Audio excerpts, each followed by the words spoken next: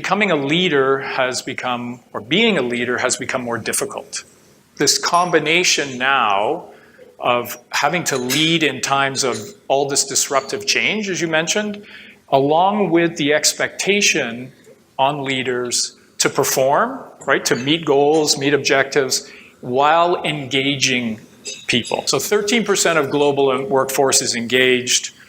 Roughly a quarter of the workforce is actively disengaged. Lack of happiness. So 2/3 roughly of employees would rather forego a raise if they could see their boss fired.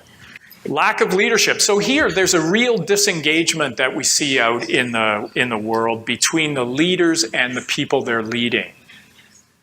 So this data from McKinsey shows that 77%, so roughly 3/4 of leaders think they're doing a great job engaging their people.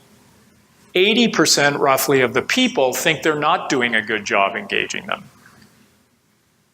So a real disconnect. We think there are 3 core qualities that are necessary now and in the future to be great leaders. The first one we talk about is mindfulness, or presence, leadership presence. And so that's the concept, or the idea of being focused and clear-minded and aware, being present with someone, being present with ourselves, right? Aware of how we're feeling in a situation.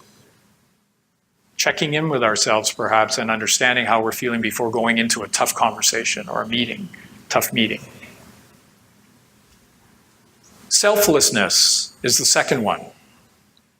So that's, just briefly, that's where we're sort of getting out of the way of ourselves, getting out of our own way and not letting our ego drive our behavior. Thinking more broadly, bringing in our teams, bringing in our organization more effectively into the picture so that we're not just acting and working to achieve individual goals. At the same time, the selflessness, this openness, has to be matched or paired with confidence, right? We don't want to be a walkover, a doormat. We want to be confident about that and checking in to make sure we're making the right decisions around being selfless. And then the third one is compassion. So here compassion we define as the benefit, the desire, the action, the activity to be of benefit to others. That also has to be paired, we call it, with wisdom.